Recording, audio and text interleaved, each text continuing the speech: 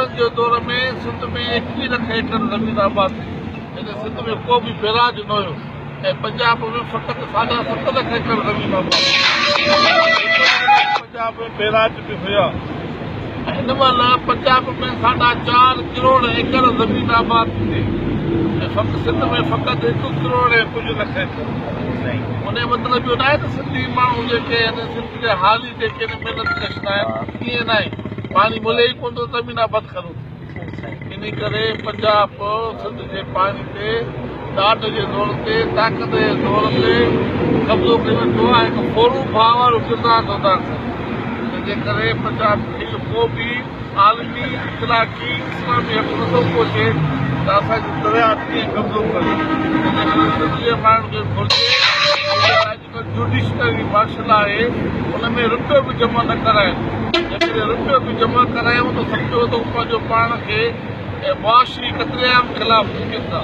सिंध जो मुआशी क़तलेआम थो थिए ऐं असां बैन अवी धुरियुनि खे अपील था कयूं, आलमी अदालत खे अपील था कयूं त सिंध जो थींदड़ मुआशी क़तलेआम में रोकी थो वठनि ऐं सिंध जो माण्हू न फ़क़ति मुआशी क़तलेआम थो थिए पर पाणी जे मुसलसिल न हुजण जे करे सिंध में हेपेटाइटिस जूं बीमारियूं, कैंसर जूं बीमारियूं तमामु घणो ज़ोर वठी वयूं।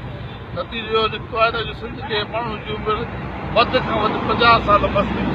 जंहिंजे करे असां दुनिया खे कयूं त असांजे थींदड़ मुआशी ऐं मेडिकली जेको आहे फिजिशियन जेको आहे क़तलेआम जो जेको आहे रोटी थो वठनि ऐं असांखे हिन चमका ॼाणा असांखे इंसाफ़ मिले।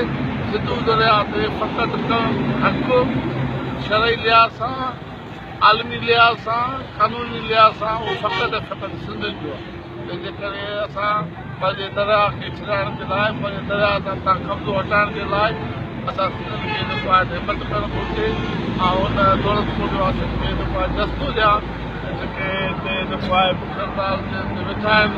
असां जीअं कोई बात मुकमल तौर ते कंदा आहियूं। जेका बि जदोजहद कंदा असांखे पाण सां गॾु जेको आहे